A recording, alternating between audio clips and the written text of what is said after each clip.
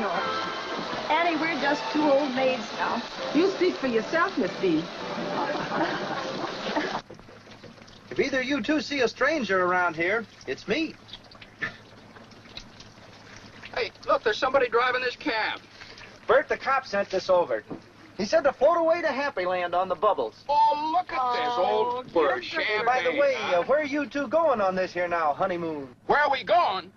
Look at this. There's the kitty, Ernie. Here, come on, count it, Mary. Oh, I feel like a bootlegger's wife. Look! You know what we're gonna do? We're gonna shoot the works. A whole week in New York, a whole week in Bermuda, the highest hotels, the oldest champagne, the richest caviar, the hottest music, and the prettiest wife.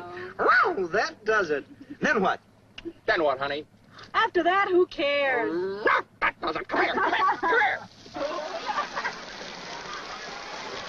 Don't look now, but there's something funny going on over there at the bank, George.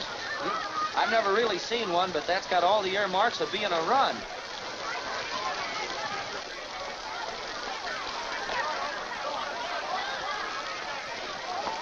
Hey, Ernie, you got any money in the bank? You better hurry. George, let's not stop. Let's go. A minute there. Uh-oh.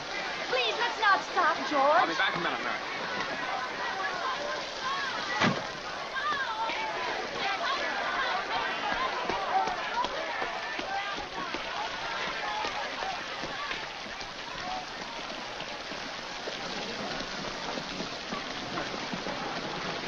Well, hello, everybody. Miss Thompson, how are you?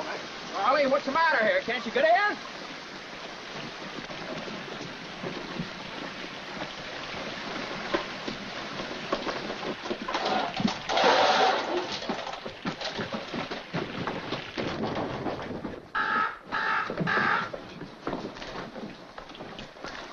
What is this, Uncle Billy? A holiday?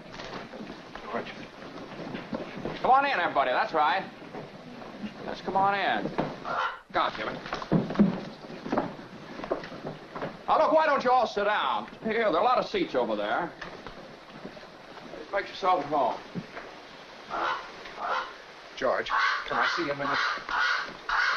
Why did you call me? I just did, but they said you left. This is a pickle, George. This is a pickle. All right, now, what happened? How did it start? Well, how does a thing like this ever start? All I know is the bank called our loan. When? About an hour ago, I handed over all our cash. All of it? Every cent of it, and still was less than we owed them. Holy mackerel. And then I got scared, George, and closed the doors. Well, the whole town's gone crazy. Yeah, hello? George, it's Potter. Hello? George, there is a rumor around town that you've closed your doors. Is that true? Oh, well, I'm very glad to hear that. George, are you all right? Do you need any police? Police? What for? Well, mobs get pretty ugly sometimes, you know. George, I am going all out to help in this crisis. I have just guaranteed the bank sufficient funds to meet their needs. They will close up for a week and then reopen. Just took over the bank.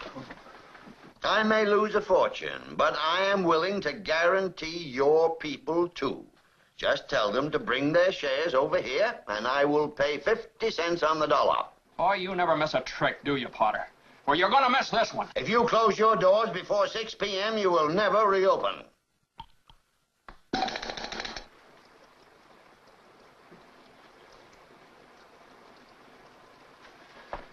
George, was it a nice wedding? Gosh, I wanted to be there. Yeah. You can take this one off now.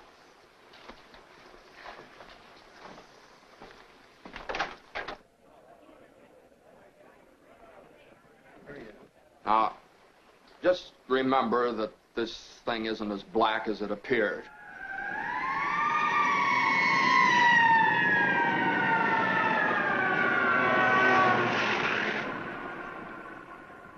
I have some news for you, folks.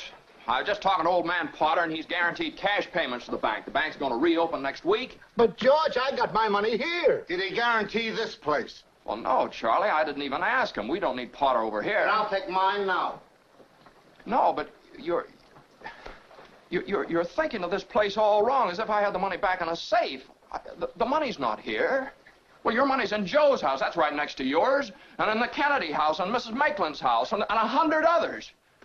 You're lending them the money to build, and then they're going to pay it back to you as best they can. Now, what are you going to do, foreclose on them? I got $242 in here, and $242 isn't going to break anybody. Okay, Tom. All right.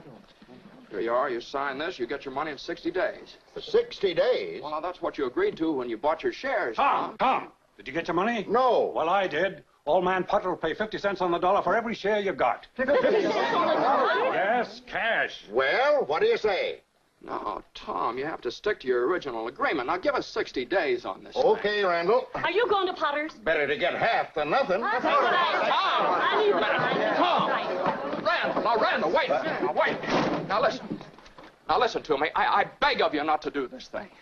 If Potter gets a hold of this building and alone, there'll never be another decent house built in this town. He's already got charge of the bank, he's got the bus line, he got the department stores, and now he's after us. Why? Well, it's very simple. Because we're cutting in on his business, that's why. And because he wants to keep you living in his slums and paying the kind of rent he decides. Joe, you had one of those Potter houses, didn't you? Well, have you forgotten? Have you forgotten what he charged you for that broken-down shack?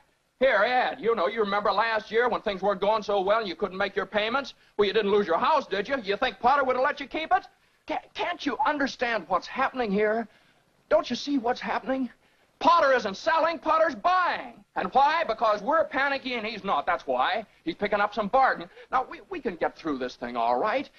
We've got to stick together, though. We've got to have faith in each other. But my husband hasn't worked in over a year, and I need money. How am I going to live until the bank opens? I got doctor bills to pay. I need cash. I can't keep my kids on faith. I've got to have... How much do you need? Hey! I got $2,000. Here's $2,000. This will tide us over to the bank reopens. All right, Tom, how much do you need? $242. No, Tom, just enough to tide you over until the bank reopens. I'll take $242. There you are. That'll close my account. Your account's still here. That's a loan.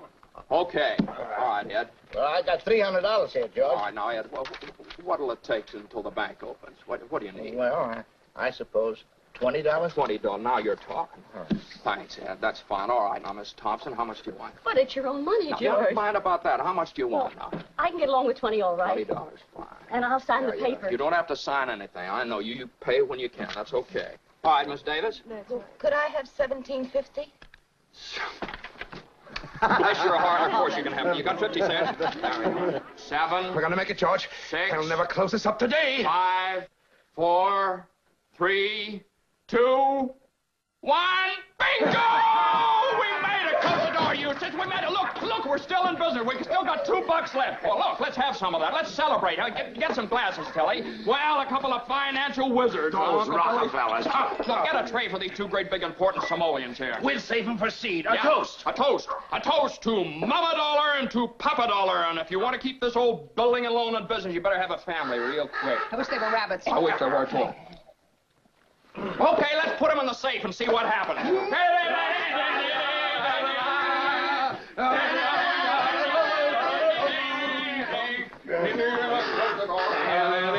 Folks, wedding cigars. Oh, wedding. Holy mackerel, I'm married. Where's Mary? Mary! Mary! Oh, poor Mary. Look, I got a train ticket. The train's gone. Well, I wonder if Ernie's still here with his taxi cab. George, there's a call for you. Look, will you get my wife on the phone? She's probably over at her mother's. Mrs. Bailey is on the phone. I don't want Mrs. Bailey. I want my wife. Mrs. Bailey. That's my wife. Here, I'll take it in here. Mary. Hello. Listen, dear, I'm sorry. Huh? Come home. What home?